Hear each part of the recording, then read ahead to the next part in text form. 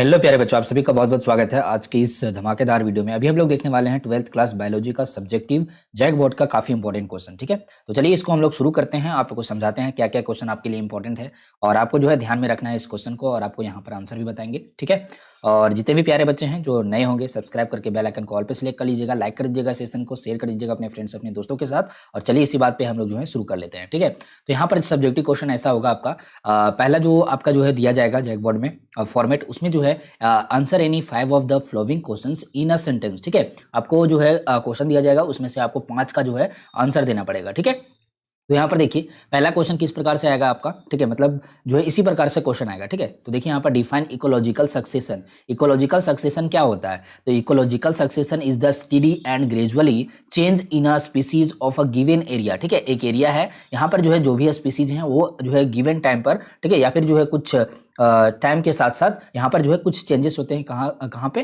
तो स्पीसीज में of a given area, मतलब इस एरिया में will with respect to the changing environment. यहाँ पर जो इन्वायरमेंट चेंज होगा उसी के अकॉर्डिंग जो है यहाँ पर स्पीसीज का जो संख्या है वो ग्रेजुअली चेंज होता रहेगा। ठीक है, तो उसी को हम लोग क्या कहेंगे? इकोलॉजिकल सक्सेशन कहेंगे। क्लियर है? अब यहाँ पर दूसरा क्वेश्चन आ जाता है जिसमें बोला गया है write name of 2 nuclei acid. ठीक है, जो न्यूक्लियाई एसिड है उसके बारे में आपको बताना है। ठीक है, तो देखिए यहाँ पर आंसर में लिखा गया है कि the names of 2 nuclei acid is DNA and RNA. ठीक है, तो डीएनए क्या होता है? Deoxy ribonucleic acid. ठीक है, इसका फुल फॉर्म होता है, और आरएनए का मतलब राइबोन्यूक्लिक एसिड। ठीक है, तो आपको ये दोनों याद रखना है। ठीक है, फुल फॉर्म भी आपका पूछ सकता है। ठीक है, ऐसा आपका आ सकता है ना। अब तीसरा क्वेश्चन देखिएगा, यहाँ पर कह रहा है कि define test cross and draw diagram. ठीक है, तो टेस्ट क्रॉस क्या होता है? ठीक है, test cross is an experiment. ये क्या है? एक्सपेरिमेंट है in which an organism showing dominance for a specific traits. एक ट्रेट होता है, जैसे कि हम लोग टॉल ले लेते हैं इस प्रकार से।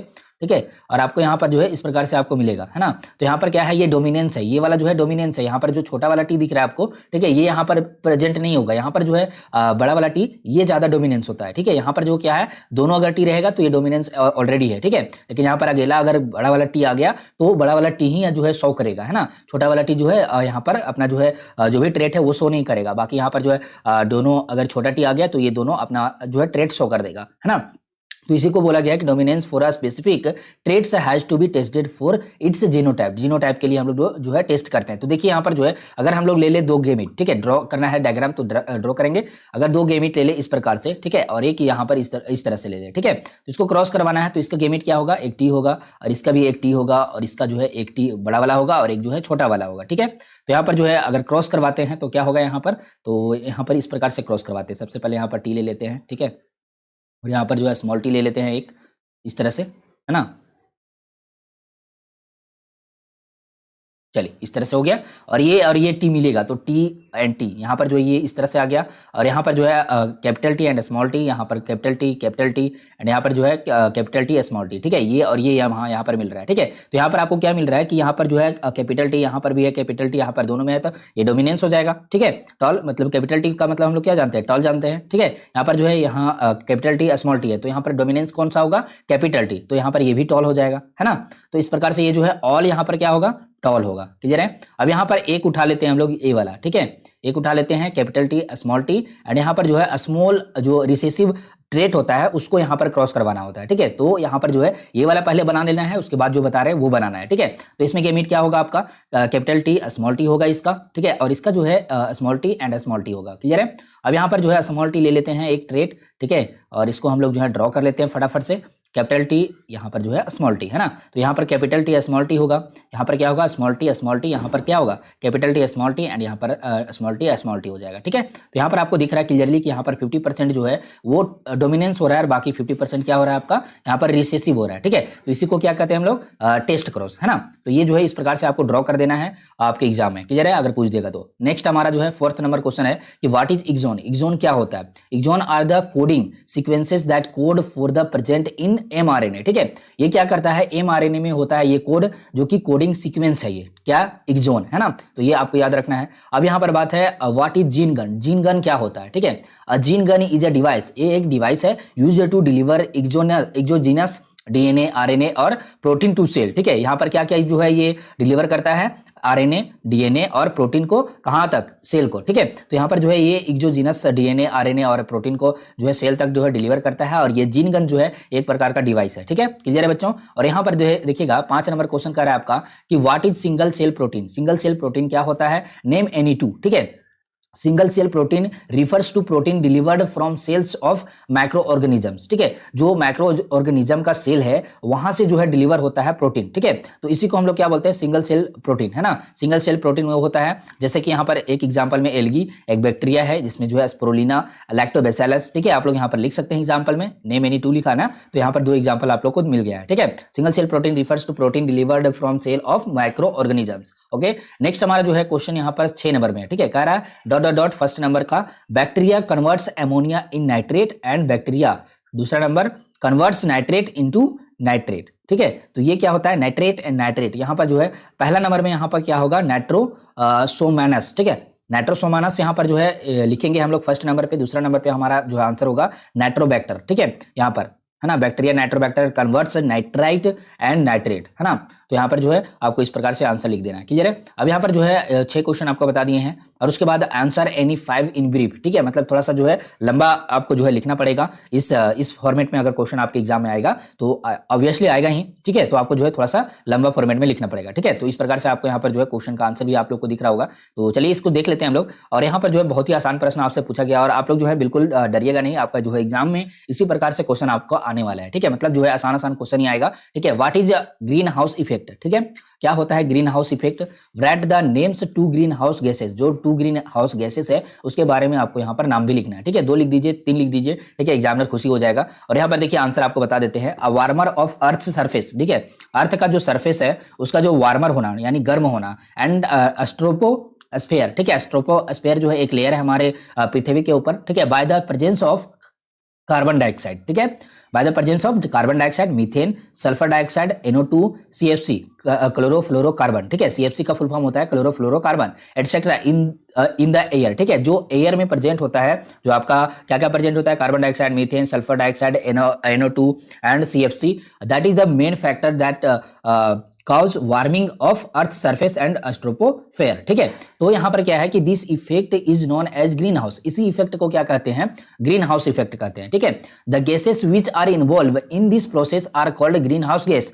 इस प्रोसेस में जो भी गैसेस इन्वॉल्व होते हैं उसी को कहा जाता है ग्रीन हाउस गैस, ठीक है।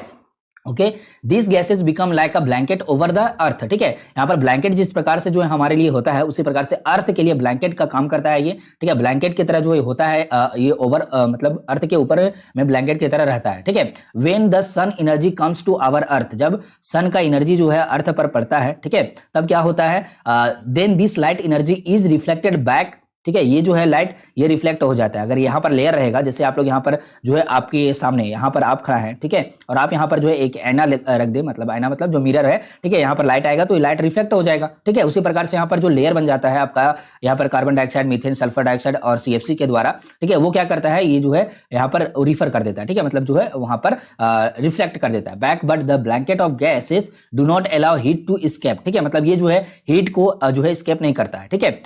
एज ए रिजल्ट, इसके रिजल्ट क्या होते हैं, our earth and our troposphere becomes warmer, ठीक है, गर्म हो जाता है, ठीक है। तो इसी को क्या कहते हैं, ग्रीन हाउस इफेक्ट कहते हैं, क्लियर है। चलिए इस तरह से आपको जो है एग्जाम में लिखना है। 5 नंबर का क्वेश्चन ये आपका होगा, और बहुत ही शानदार आपका यहाँ पर जो है 5 नंबर नहीं 3 नंबर का होगा, ठीक है। चलिए अब यहाँ पर देखिएगा 2 नंबर क्वेश्चन आपसे पूछा जाएगा इसमें, और ये बहुत ही जो है इंपॉर्टेंट प्रश्न होगा आपका।